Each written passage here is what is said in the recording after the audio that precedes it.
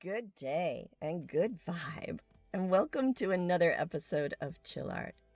Chill Art is a public service program of the Leesburg Center for the Arts. The program's goal is to help people shift focus to the positive. Body-mind experts and guest contributors from across the globe volunteer to present their mindfulness modalities and give our viewers tools to better cope during challenging times. Then, after their presentations, we walk you through a short, no artistic ability required art project. Think of them as fun, creative, moving meditations that calm the soul and raise the spirit.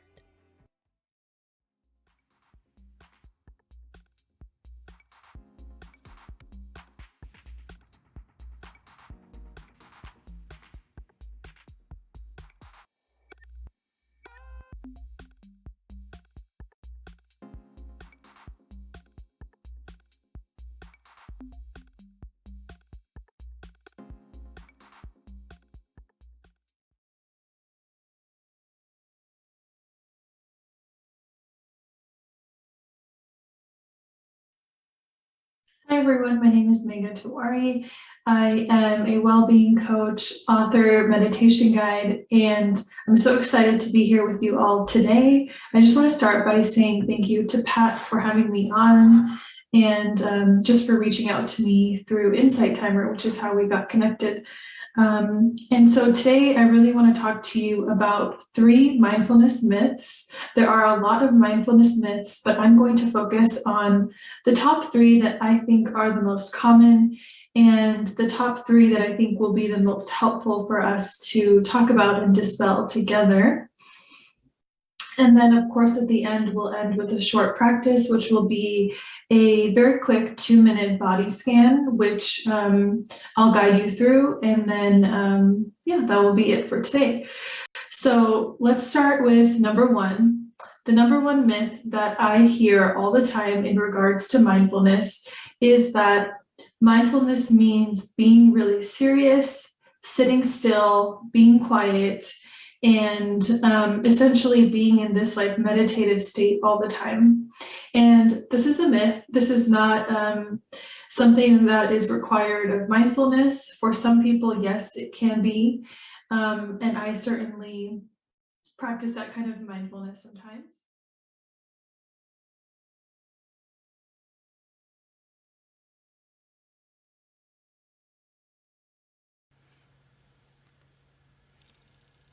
Now, let's talk about white space. It is possible to just leave various pieces of this design open, and that way it gives it more depth. So I'm going to take this section right here and turn this into an open space.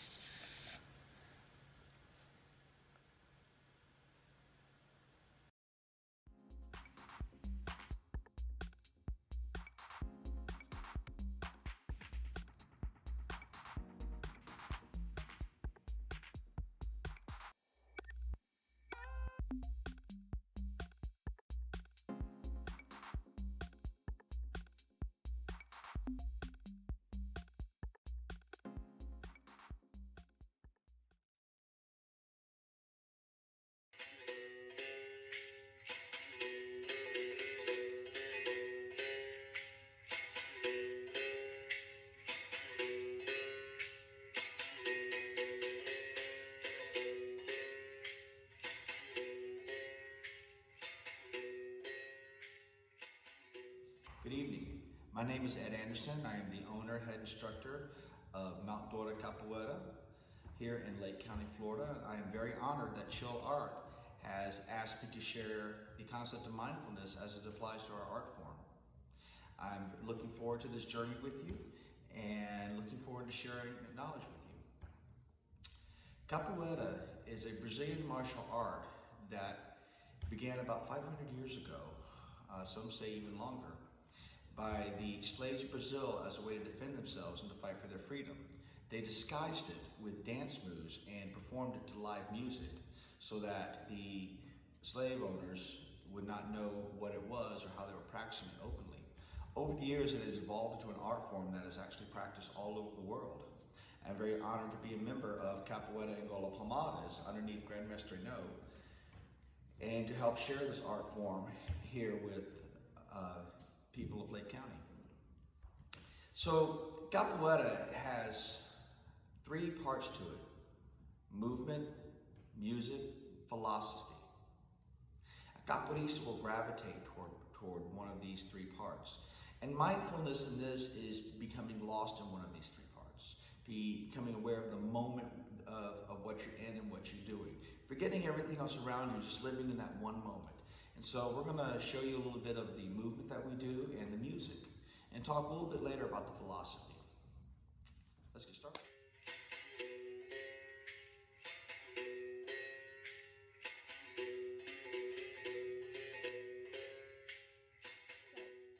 Here is one image that I did, and I used 2 colors of watercolor. We're going to work on this one. Now, every single one you do is going to be unique. So here it is with my traced lines. And the next thing I want to do is just put water very carefully inside the image. I don't want to go over the lines. So this is going to be a wet on wet watercolor technique. And what I mean by wet on wet is the paper will first be wet and so will the paint. So I'm just going to fill this in.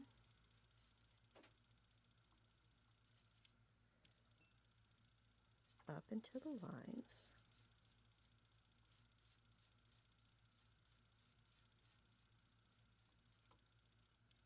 Take your time. I'm used to this. But take your time and be accurate. Concentrate. Remember, art is a form of mindfulness and focus.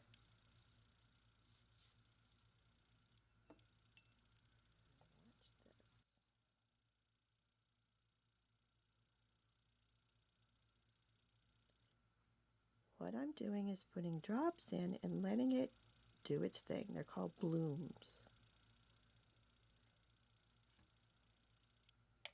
Another wonderful mindfulness aspect of this is being patient and letting it do its thing and just noticing what it's doing. Put some here. I'm going to put just a tiny drop there.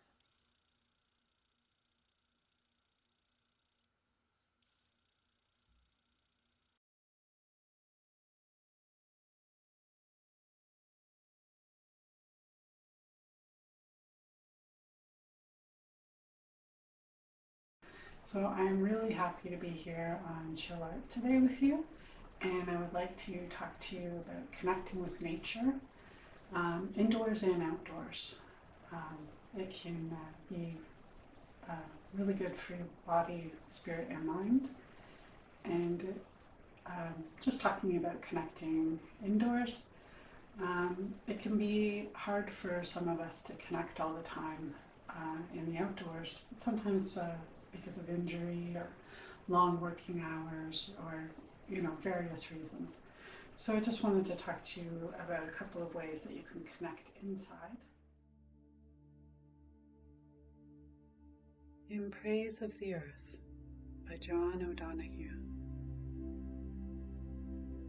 Let us bless the imagination of the earth that knew early the patience to harness the mind of time, waited for the seas to warm, ready to welcome the emergence of things dreaming of voyaging among the stillness of land.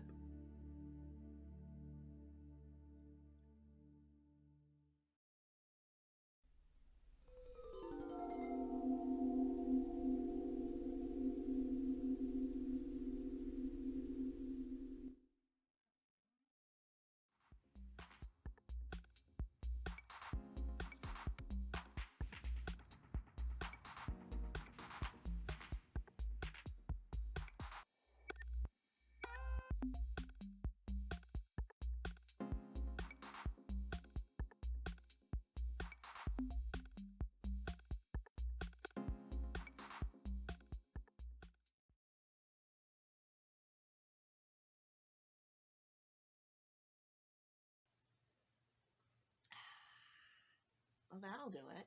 Are you ready? Okay, let's go. Hi, my name is Pat Gilmore. I am actually the program director for the Leesburg Center for the Arts, and I am a meditative drawing instructor as well. So I am going to be your host for this episode of Chill Art. So today we're going to cover 3 different kinds of meditative drawing. The first one we're going to go over very quickly because there's an awful lot on the internet that you can pull up and help support you. But we'll briefly talk about it. The second one is we're going to talk about mandalas. That's right. This is what I instruct a lot of my workshop attendees on how to do. And in fact, you can go to episode 15 and learn how to do them in pen and ink. But we're not going to do the tutorial on that today. Today we're doing the tutorial on number 3, which is neurographic drawing. Now, neurographic drawing is a type of art therapy, and you can use it to release negative emotions, and you can also use it to set your intentions and your goals. So it's super interesting. It's going to be a really fun tutorial. So what you need to do after I finish this introduction, I'll tell you when, go make sure you have a writing implement and a piece of paper. We'll touch on that in a second.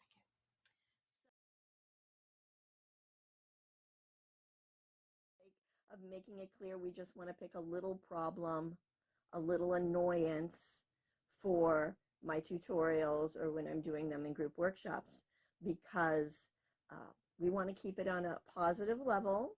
I always like to teach positively, and it's different if I'm going to meet with somebody to do a one-on-one. So just what you need to do is think of a problem or an annoyance.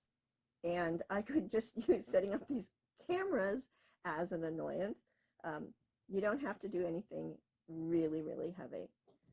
So let's just do that. So I've got my paper or my writing surface, and I have a Sharpie. And again, you can use pencil or you can use a ballpoint pen. You can use crayon, doesn't matter. So I'm going to just draw a quick scribble that represents an annoyance. And let me think what my annoyance will be. You don't have to share it, and I'm not going to share it with you. So this is how my annoyance made me feel. And I need a darker pen. Okay, this is my scribble. And luckily I have this blotter because I have to find a pen that isn't drying out. That one looks good. Okay. Next, what we're going to do is put through this entire drawing neurographic lines. Now, neurographic lines have qualities, and it's easier to tell you what a neurographic line isn't than it is to tell you what it is.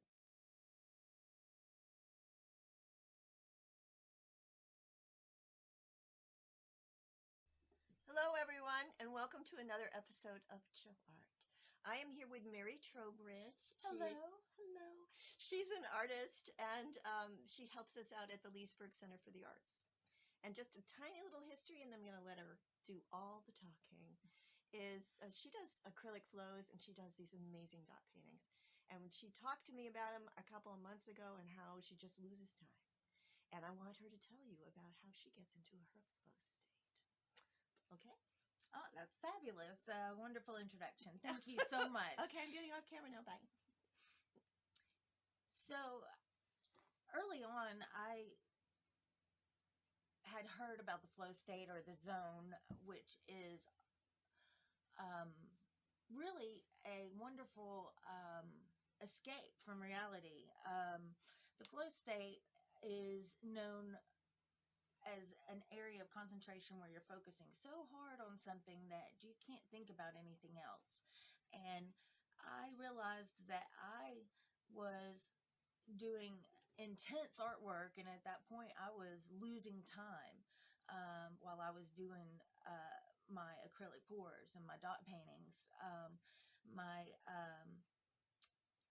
acrylic pours, I was doing one every morning. They were so addictive, and I just enjoyed the randomness of it. And then I moved over to dot paintings, and it's the complete opposite, where you have so much control over it. So one of them was about letting go, and the other one was focusing so hard that I could not think about anything else. It was tremendous in reducing anxiety and also depression, because we tend to ruminate when we are depressed, and when you are concentrating so hard and focused on a work of art that you can't think about anything else. And I really find that that was the most beautiful thing about me doing my art. So I'd like to define flow state from the dictionary, because it's difficult to really make it a concise definition. So being in the zone or the flow state is where a person is performing some activity and is so fully immersed, a feeling of energized focus becomes about.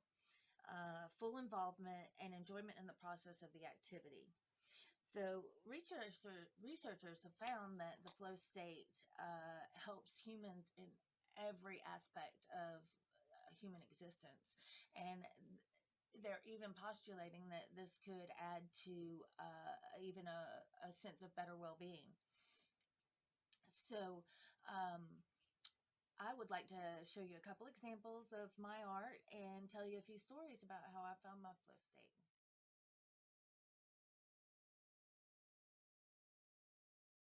Welcome back. Thank you for sticking around for the art example. No artistic ability required, but some focus and concentration is, right? We're going to do a little canvas today. When you get your canvases, they typically have the plastic on them. So you take your plastic off, and what I typically do is I do a base coat. Like this one's white, but I'll do a base coat with whatever paints that I'm using. That way, if you need to go back later and do any corrections, you have that base paint, so it will perfectly match and you can make any corrections. But after you do it for a little while, that doesn't become much of an issue.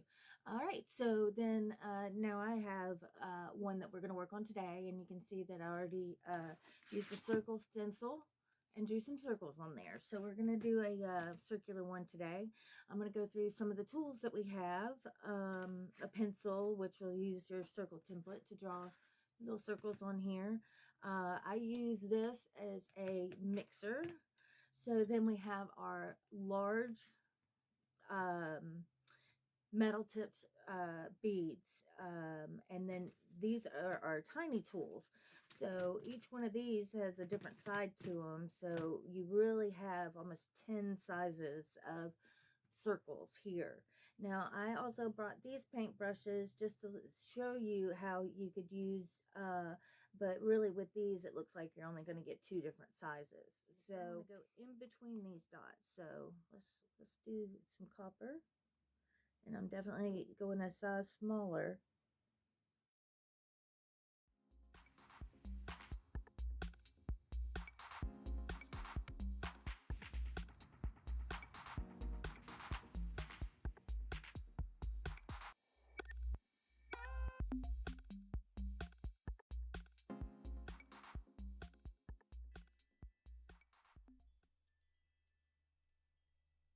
Hello, my name is Pat Gilmore, and I am your host today for this episode of Chill Art.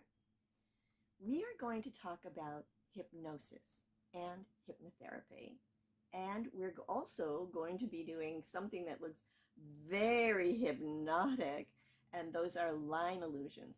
They're very simple to draw. They're super relaxing. I've been doing a lot of classes with people, and they love them so much. I decided we needed to do another episode on these particular drawings, so we'll be doing that. But let's start with just a brief outline about what I want to say about hypnotherapy, because as we're working on the line illusion drawings, once I get you started, I'll be adding more information. I thought it might be a nice casual segue. And the first thing I want to do is just say this. because I was ready to grab this book over here. The other day, and this has happened to me a lot over the years because I teach about different modalities, especially hypnotherapy and how the mind works. We were talking about hypnosis in a group class, and someone said, "Oh, I can't be hypnotized. They've tried it." I don't know who they are, but I wanted to know, what do you think hypnosis is? And a lot of people have been so swayed by the media, being cinema and performances on TV, that their idea of hypnosis is all about not having control, being made to use a broom and pretend you're Elvis Presley or squawk like a chicken. That's stage hypnosis, and that's very, very entertaining. But it's not the same as using hypnotic trance and therapy together for the benefit, for the health benefits of a human being. But it is fun. And then there's the movies. My goodness, just preparing for this, I typed in movie through Google search, movies that scare people about hypnosis. And 15 came right on up. Here's your top 15 list. And I just thought, this is why people don't understand what hypnosis is, because it makes great horror cinema. I'm going to share with you something from my online courses with Udemy. Oh, it could be called Udemy. I call it Udemy. Some people call it Udemy. It's a platform like Skillshare, and I've had these courses up online for several years. And one is Secrets of a Master Hypnotherapist. That would be me. And I have this little segment, and it is about how the mind works. So I can't share the entire course with you because I'm under contract with Udemy, but I am going to take that 4 to 5 minute clip, and I'm going to add it at the end of this entire recording after the art tutorial.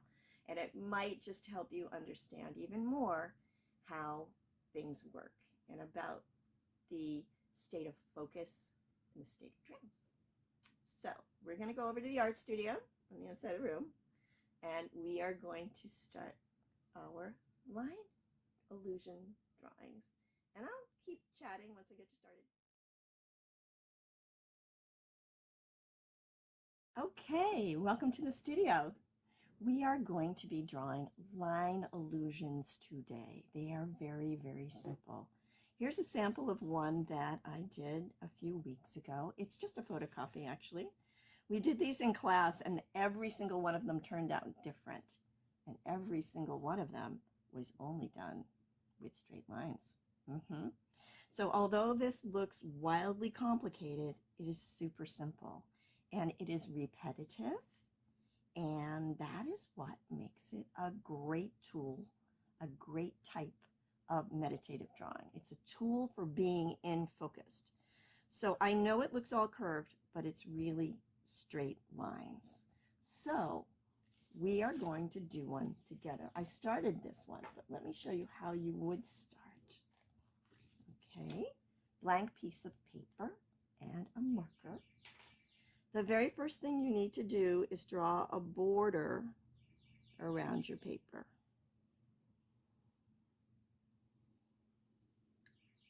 And I'm going very quickly on this, so my lines are a little wonky.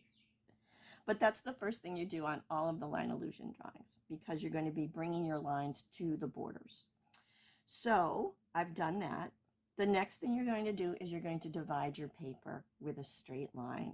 So as you see, I did this one with a diagonal line, and you can do this, no problem. It is your choice. And how about I go straight down here? So you're dividing it into two sections. Next, we want to put another line in here and divide it again. So I think I'll just go corner to corner. I don't know how this is going to look because I've never done it this way. That's the fun part. So straight lines only, but here's the trick. You're going to start in your corner, and then you're going to end all the way to the other border, but a little further out than the corner. So I call it skinny, skinny, wide. Skinny, skinny, wide. And then you're going to, where you ended up, you're going to start again, and you're going to do the same repetitive motion. Skinny, skinny, wide. And from here, you're going to go down to here. Starting here, skinny, skinny, wide. And don't jump over here. You're going to start here, and you're going to end there. So you're going to go skinny, skinny, wide. That is it.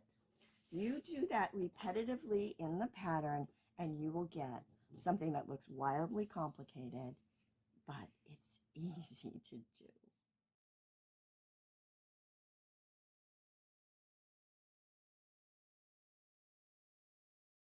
Well, hi guys.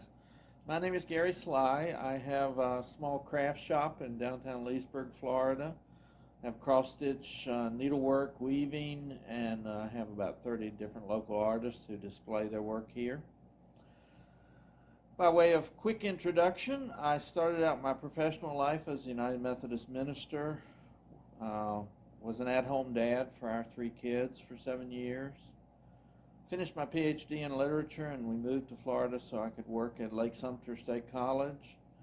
Retired from there in 2016 and decided to do what I've loved my whole life, which is cross-stitch, needlework, handcrafts.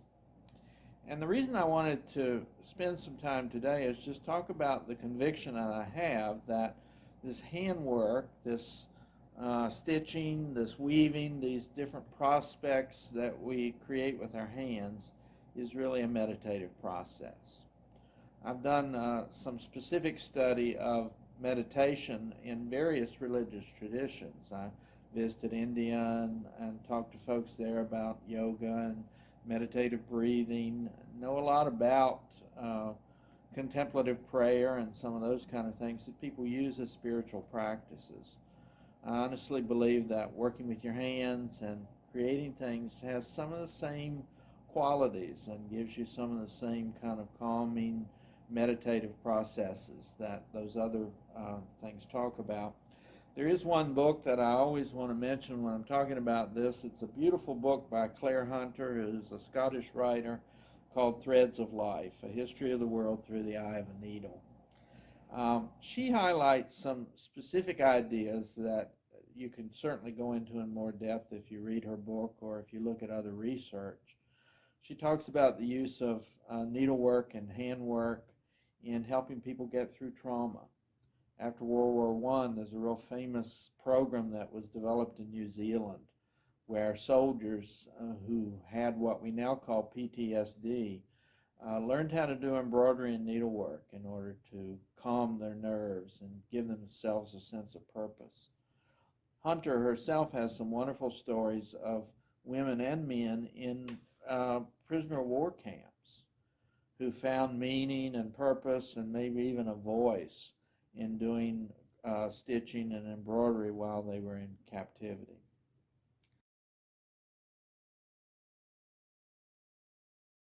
Okay, so what I wanted to show you today is actually an ancient weaving process from Japan called kumihimo. We know that samurai warriors had to know how to do kumihimo because they had to make the cords for their own weapons and their own armor to be sure that it was strong and effective. But I have free kumihimo discs here in the shop, and I've introduced it to a lot of people as a fun, kind of repetitive way to meditate, to calm yourself down, to kind of get into a process. So as you can see, what we did is we took cardboard, we cut it into these 6-sided discs, we put 8 slots around the edge, and we took 7 pieces of yarn, a couple feet long, put 7 into the slots, put a little knot at the bottom, left 1 slot open. So when I'm teaching this with kids, I give them the disc. I say, take the open slot, point it towards your belly, count to 3, pull that yarn out, put it into the open slot, turn the disc, point the slot to your belly, count to 3, and just keep going around and around and around.